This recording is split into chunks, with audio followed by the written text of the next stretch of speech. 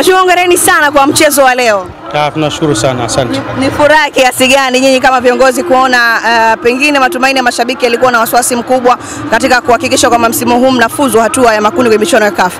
Mnajisikiaje nyinyi kama viongozi? Kwanza tunamshukuru Mwenyezi Mungu kwa kutujalia uzima na afya njema kufikia siku ya leo.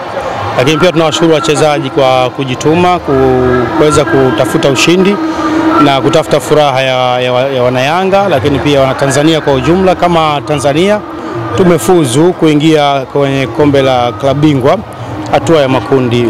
Mchezo ulikuwa sio mbaya sana na tunaamini hatukufanya vizuri zaidi. Kama ambavyo unafahamu, timu ilikuwa chini ya kocha msaidizi, kwa hiyo hatakuwa na kocha, na kocha amefika alikuwa anaangalia mchezo. Tunaamini kocha alikuwepo.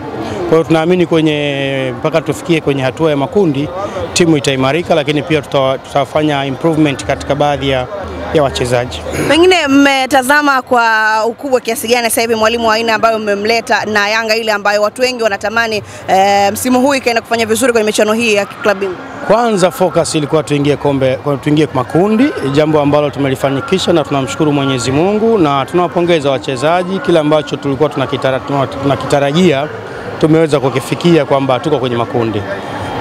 Mchezo yote miwili hatukucheza vizuri kama ambavyo umeweza kuona, japo tumepata ushindi, lakini tunachoweza kukuahidi kwamba tunaenda kuboresha timu yetu.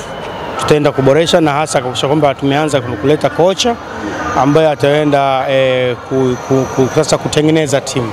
Kama ambavyo umeweza kuona, tulikuwa na kocha yule ambaye tumemuondoa baada ya kumuona mwenendo wake kuwa mzuri, na wanayanga wataka ushindi huko wakiona boli ikitembea.